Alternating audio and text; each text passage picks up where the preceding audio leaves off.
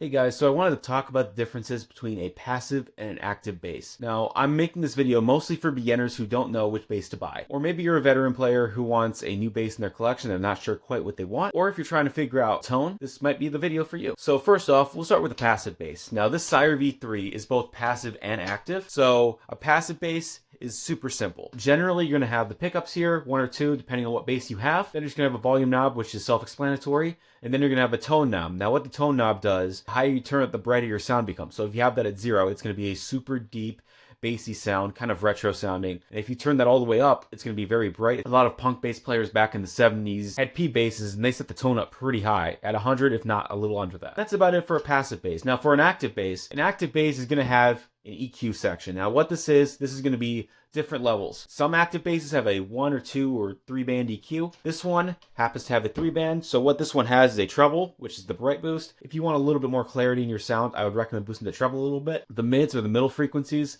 I would recommend pushing these to cut through the mix. Then for bass, that's pretty self-explanatory. Low end boost. If you want like a nice low sound, that's what I would recommend boosting. So if you want something that you can have full control of the EQ, sounds kind of modern, but you can also get a good retro sound, an active bass is a good option. In terms of the active bass, you need a battery for it.